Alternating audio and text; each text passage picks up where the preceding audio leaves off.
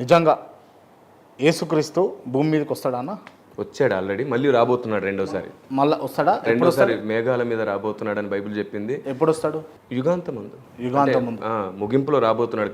కడబూర అని ఒకటి ఉంటుంది బ్రదర్, అది మోగినప్పుడు సంఘం ఎత్తబడుతుంది.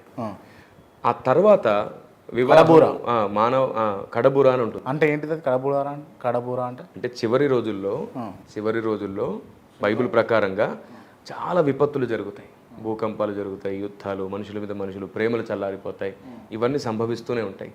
ఆ ప్రయత్నంగా బైబిల్ ఏం చెప్పిందంటే కొన్ని 7 బూరల ప్రస్తావన ఎత్తింది. అందులో చివరి బూర మోగ్గానే సంఘం ఎత్తబడుతుంది. అప్పుడు క్రీస్తు రాడు, మనమే మధ్యాకాశానికి వెళ్తామని ఉంది. ఆ తర్వాత క్రీస్తు ఒలివల కొండ మీదకి వస్తాడు ఇజ్రాయెల్ దేశంలో. మొత్తం ప్రపంచమంతా ఆయన చూస్తుందని ఉంది బైబిల్లో. ఇదంతా జరుగుతుంది. ఎప్పుడు జరుగుతుండొచ్చు? ఖచ్చితంగా జరుగుతుంది. మీరు చూస్తుంటే సంవత్సరాలు జరుగుతుంది. ఇజ్రాయేలు దేశం ప్రపంచానికి కేంద్రం అవుతుంది రాబోయే కాలంలో. అంటే కేంద్రం అవడం అంటే అందరు ఆకర్షిస్తుంది.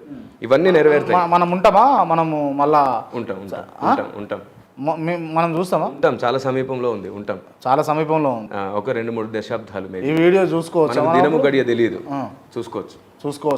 మీకు దేవుడు ఆయుష్ ఇవ్వాలి, తప్పకుండా మనం చూసే రోజు రావాలి.